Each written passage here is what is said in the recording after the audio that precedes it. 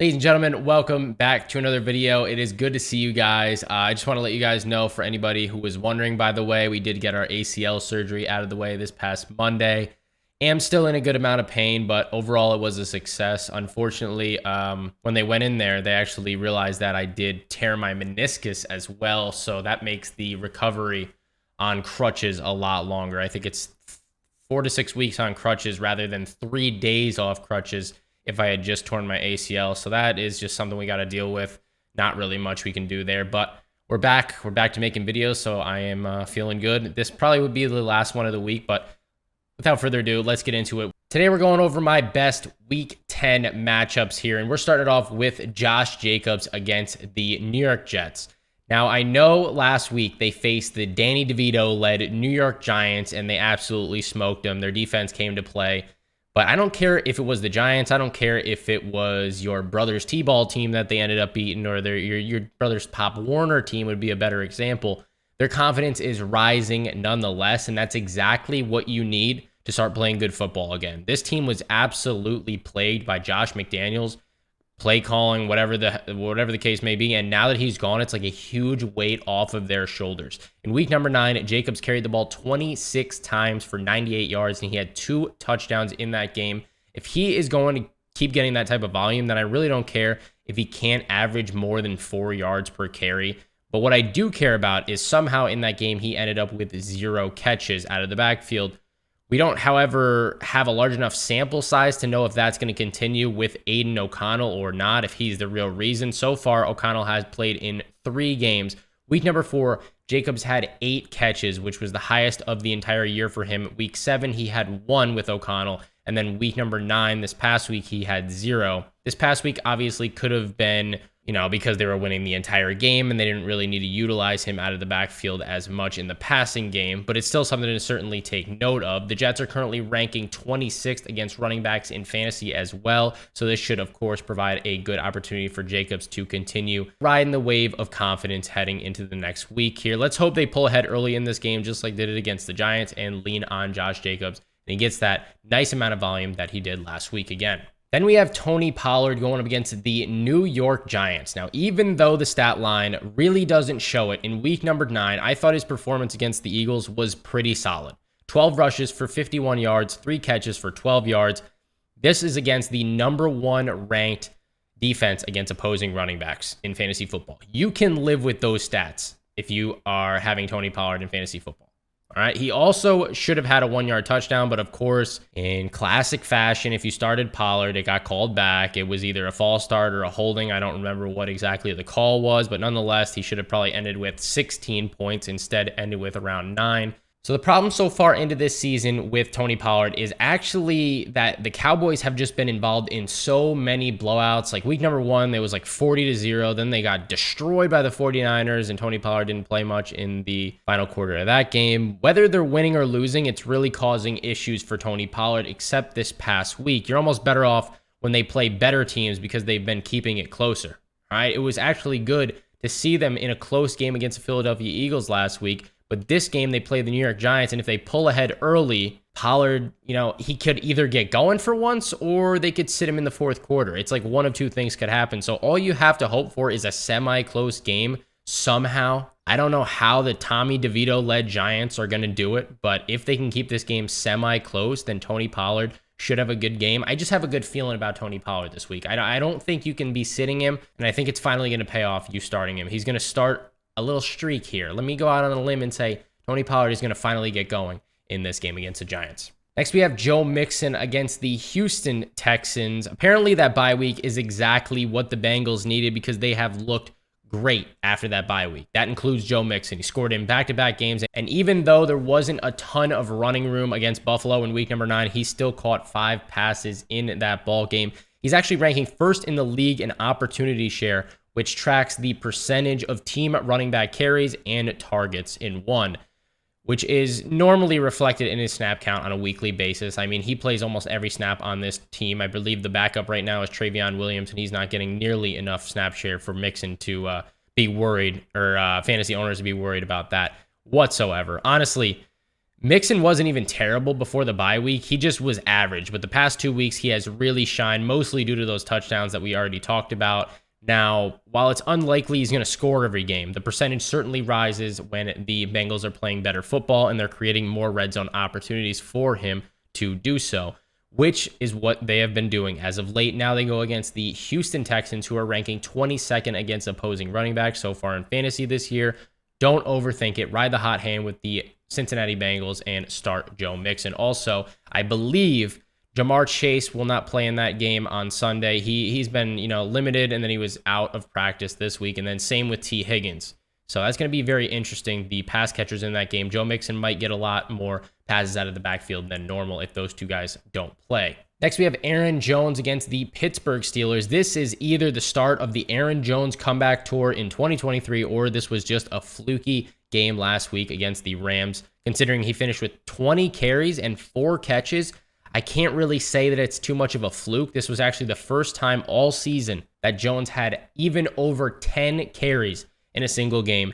He's been dealing with a hamstring injury ever since week number 1, and he's still been limited in practice even throughout this week as a result of that. But the heavy increase in playing time in week number 9 is definitely a great sign for things to come for Aaron Jones in the future here, as long as there's no setbacks. As long as you don't see him, totally missing practice and, missing any more games this season, that would be very bad. But so far, A.J. Dillon has been super lackluster, to say the least, so I'm sure the Packers wouldn't mind giving Aaron Jones more and more work as these weeks go on. The Steelers this week, who they play, are currently ranking 24th against opposing running backs, and this should be another chance for Aaron Jones to prove that he is all the way back.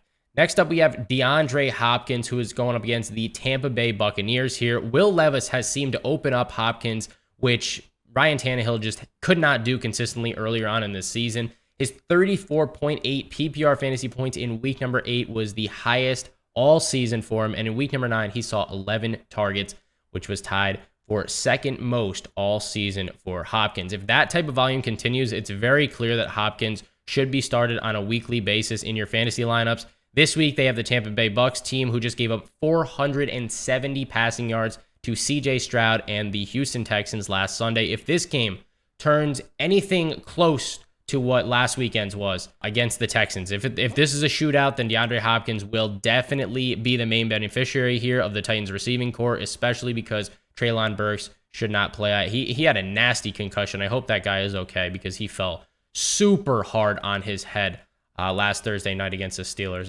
So prayers up to Treylon Burks, but to capitalize, let's go DeAndre Hopkins, I guess. Now, I did have DK Metcalf on this list. He did not practice on Thursday, so I will go out and say right now, if DK Metcalf does not play, I think the player that's going to have the best game will be Jackson Smith and Jigba, but Tyler Lockett is certainly obviously a play as well if DK misses this week. Everything seems to be going wrong right now for DK Metcalf. The targets are inconsistent, because in week number 8, he had 14, and then in week number 9, it was all the way down to 4. He had just 1 catch against the Baltimore Ravens for 50 yards, but that is not going to cut it in fantasy football. 6 PPR fantasy points, that's not what you want to see. And JSN is on the rise as he's out-targeted not only DK, but also Tyler Lockett, which is why I was saying that I think JSN is going to have a great game if Metcalf or even Lockett misses this game this Sunday. So a lot of factors to be nervous about, but here is the good news right now. The Commanders are ranking 29th against opposing wide receivers so far this season, and JSN did not participate in practice on Wednesday due to a hip issue. He actually did participate fully in practice on Thursday, so that's why I believe he will play this weekend. And except for Dallas in week number 13, the Seattle Seahawks schedule is a cakewalk for wide receiver matchups. I would be investing in DK Metcalf rather than shipping him away if you do have him, and he should be played this week once again if he is healthy this weekend.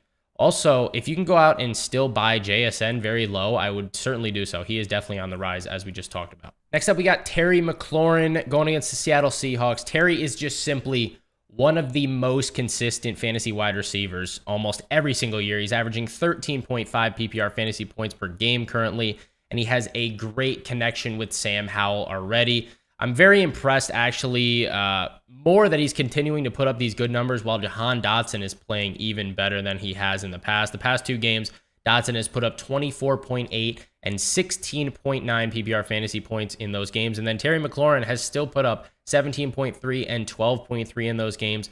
That certainly shows me that two wide receivers can be fantasy relevant on this Commanders team. They throw the ball the most out of the entire league. This should be a game where Seattle, by the way, comes to play because they just got smoked by the Baltimore Ravens, and they're currently ranking 23rd against opposing wide receivers this year. I can't see a situation where the Commanders don't have to throw the ball a lot in this game. So Terry McLaurin and even Jahan Dotson should benefit in this one. Next up, we got Mike Evans going up against the Tennessee Titans. I do apologize, by the way. I think I'm leaning a little bit forward into the camera today because, yeah, my knee is absolutely killing me right now, but we're pushing through. We do not care. Anyways, Mike Evans. He has cooled off from his red-hot start to the year. That's no surprise here. He came back to reality a bit. 4 of the last 5 games, he has under 13 PPR fantasy points after scoring over 17 in his first 3 to start out the season. That being said, he is still a better play on a weekly basis than Chris Godwin, in my opinion. Baker seems to like Evans more than Godwin this year, which could be because he's not afraid to throw the ball deep, unlike last year where Tom Brady was struggling to find Evans on the deep balls. That is not the case with Baker Mayfield this season. So far this year, Tennessee is ranking 26th against opposing wide receivers. And as we talked about with Hopkins, this could be a shootout type of game here. I wouldn't have Evans sitting on the bench here if I own him in fantasy, especially if the Tennessee run defense comes to play in this game. Now we're going to move on to Christian Kirk and Calvin Ridley here, going up against the San Francisco 49ers. Going to put both players on here. I want you guys to pick your poison at the wide receiver position if you have them both on your team for whatever reason. Right now, Kirk is averaging 13.9 PPR fantasy points, while Ridley is averaging 11.4. This matchup isn't bad for either of these guys. Let's be real. San Francisco is ranking 30th against the pass right now, and they just beefed up their defensive line even more. So I'm sure teams are going to focus on beating them through the air rather than on the ground heading into the latter portion of the year. I'm really just having a hard time trusting Calvin Ridley at this point in the season over Christian Kirk. If I had to choose, it would be Kirk right now. This is mostly a problem of having just a ton of offensive options. I really believe that's the case here. ETN has been playing amazing. We have, of course, Calvin Ridley, but then Christian Kirk and then Evan Ingram also playing well. Not to mention if Zay Jones actually comes back and can stay healthy for a good amount of weeks, then that would add another layer of confusion for this receiving core. I would still have both of these guys in my lineups, though, for week number 10 on the off chance, that they have to throw the ball a lot, which I do think that will be the case here. We're going to move on to Dalton Schultz here against the Cincinnati Bengals on the Houston Texans. 4 out of the last 5 games right now, Schultz has scored at least 13 PPR fantasy points. He commanded a 25% target share in week number 9 against Tampa Bay. And while it isn't likely to continue every single game, that amount of targets, it's certainly possible from time to time that he, gets up in that range. You really can't argue with his consistency as of late. And also, Nico Collins missed practice on Thursday, something to definitely keep an eye on. So that could mean an increased amount of volume for not only Dalton Schultz, but also Tank Dell, who had a great game as well against the Tampa Bay Bucks in week 9. Cincinnati is ranking 30th against opposing tight ends. So it seems like everything right now is working in Dalton Schultz's favor to have a good game this weekend. And to close out this video, we got Dalton Kincaid against the Denver Broncos. 3 straight weeks over 15 PPR fantasy points. He saw 11 targets last week against the Cincinnati Bengals. Dawson Knox will be out for at least a couple more weeks, I believe, on IR, and definitely this week against the Denver Broncos. The Bills love to throw the ball. Doesn't matter if they are up by 10 or the game's tied. Doesn't matter if they're up by 40. They will still be throwing the ball. And Denver ranks 29th against opposing tight ends. There is no reason why this hot streak for Dalton Kincaid should not continue. Or he's showing nice chemistry so far with Josh Allen, especially over these past couple of weeks. Anyways, guys, if you enjoyed this video, drop a thumbs up. Subscribe to the channel if you are new. Regular videos should be out next week. Once I can, finally move around a little bit more, then we should have the regular videos back and get that going. But anyways, have a great rest of your day and good luck in week number 10. Peace.